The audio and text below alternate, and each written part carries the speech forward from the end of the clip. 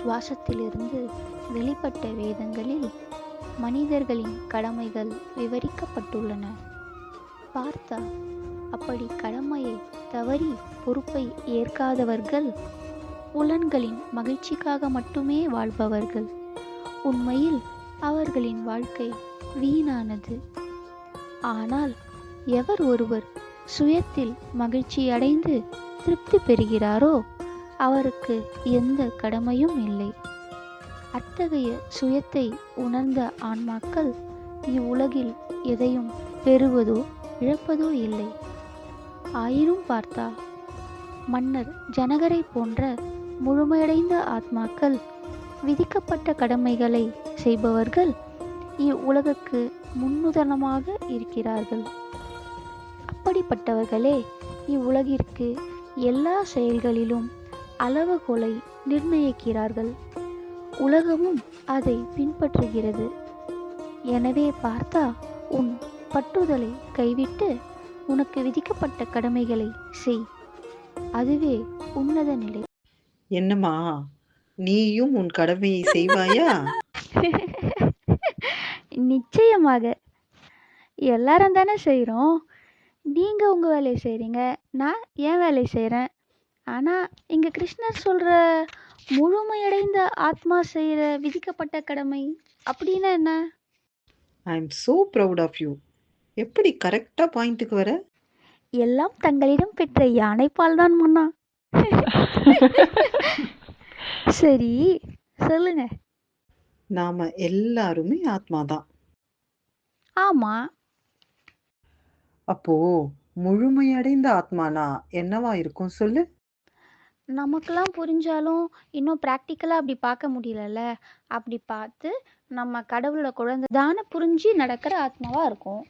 Exactly. அப்போ அவங்களோட தேவை என்னவா இருக்கும்? அவங்க தான் கடவுளோட குழந்தையாச்சே, அவங்களுக்கு என்ன தேவை இருக்க போகுது? எல்லாத்தையும் கடவுளே கொடுத்துட போறாரு. ஆ ஆஹா, தப்பு. தப்பா? என்ன தப்பு? அவங்களாம் கடவுளோட குழந்தை தானே, கடவுளுக்கு ரொம்ப பிடிச்சவங்க தானே, எல்லாத்தையும் கடவுளே பார்த்து பார்த்து செய்வார்ல. அவசரப்பட்டு உன்னை பாராட்டிட்டேனா? அம்மா, பின்ன அவங்க தான் கடவுளோட குழந்தைனா அப்போ நாமெல்லாம் யாரு? நம்மளும் கடவுளோட பசங்க தான். ஆனால் அவங்களாம் நல்ல பசங்கள்ல, கடவுளுக்கு ரொம்ப பிடிச்சவங்கள்ல. இப்போ நீ உன் தம்பியை விட நல்லா படிக்கிறேன்னு எனக்கு அவனை விட உன்னைதான் ரொம்ப பிடிக்கும்னு ஆயிடுமா என்ன? ம் அவன் என்ன பண்ணாலும் நீங்கள் எப்போ அவனை விட்டு கொடுத்துருக்கீங்க? ஒரு சாதாரண அம்மா நானே இப்படின்னா அவங்க கடவுள், அவங்க பார்ஷாலிட்டி பார்ப்பாங்கன்னு எப்படி உனக்கு தோணுது? ஆ, நான் அப்படி மீன் பண்ணல. அவங்க எல்லாத்துலேயும் கரெக்டாக இருப்பாங்கல்ல, அப்போது நேச்சுரலி அவங்க மேலே ஒரு சாஃப்ட் கார்னர் இருக்கும்ல. ஓ மை காட், இவளை மன்னிச்சிருங்க கடவுளே. அம்மா, இப்போ உங்க மிஸ்ஸு நல்லா படிக்கிற பசங்க கிட்ட மட்டும் நல்லா பேசி சொல்லி கொடுத்து பார்ஷாலிட்டி காட்டினாங்கன்னா அது கரெக்டா?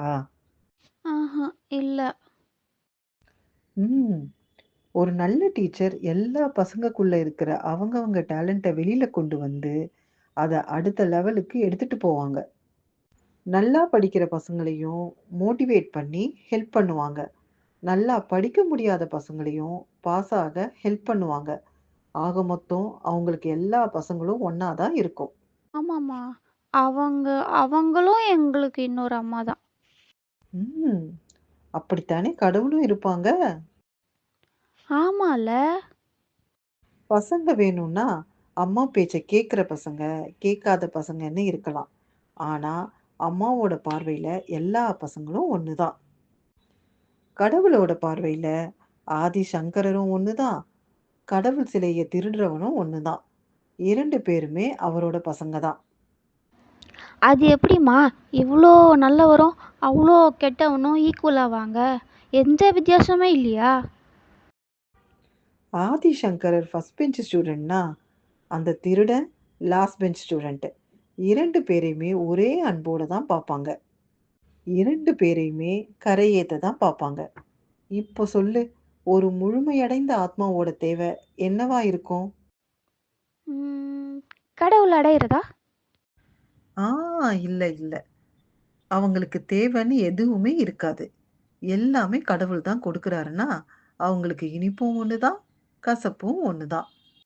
அவங்களுக்கு தேவைன்னு எதுவுமே இல்லாததுனால, அவங்களோட கடமைய எந்த விருப்பு, வெறுப்பும் இல்லாம, முழுக்க முழுக்க கடவுளுக்கு செய்ற பூஜை மாதிரி அர்ப்பணிப்போடு செய்வாங்க. அவங்க தான் கர்மயோகி. கர்ம யோகியா? இதை நான் எங்கேயோ கேள்விப்பட்டிருக்கேனே. எங்கள் லெசன்லலாம் வருமே, கர்ம வீரர் காமராஜர், அவரா? அப்பாடா! ஃபைனலி மறுபடியும் ஒழுங்கா பாயிண்ட்டுக்கு வந்த. நன்றி நன்றி. எவ்வளவோ தலைவர்கள் இருந்தாங்க, இருக்காங்க. ஆனா, காமராஜர மட்டும் ஏன் கர்ம வீரர்ன்னு சொல்றாங்க? இப்ப வரைக்கும் ஏன் அவர் மாதிரி யாராலயும் வர முடியல? இப்ப எலெக்ஷன்ல நிக்கிறவங்க கூட ஏன் காமராஜர் ஆட்சியை கொண்டு வரேன்னு அதையே எக்ஸாம்பிளா பெஞ்ச் மார்க்கா சொல்றாங்க. இருங்க இருங்க, நான் சொல்ல ட்ரை பண்ணுறேன், அது கரெக்டான்னு மட்டும் சொல்லுங்கள். அவர் ஒரு கர்மயோகி, அவருக்கு தேவைன்னு எதுவுமே இல்லை. இல்லை, அதை விட அவருக்கு இது வேணும் அது வேணும் அப்படின்ற எண்ணம் எதுவுமே இல்லாமல் அந்த சீஃப் மினிஸ்டர் போஸ்ட்டை, சிஎம் போஸ்ட்டை அவர் கடவுள் அவருக்கு கொடுத்த ஒரு ஆப்பர்ச்சுனிட்டியாக, மக்களுக்கு சேவை செய்கிற ஒரு ஆப்பர்ச்சுனிட்டியாக பார்த்தாரு. அதனால் அந்த வேலையை ரொம்ப டெடிக்கேட்டடாக, எந்த பலனையும் எதிர்பார்க்காம மக்கள் எல்லாரும் நல்லா இருக்கணும்னு மட்டும் நினச்சி செஞ்சார். கரெக்டா? Very correct.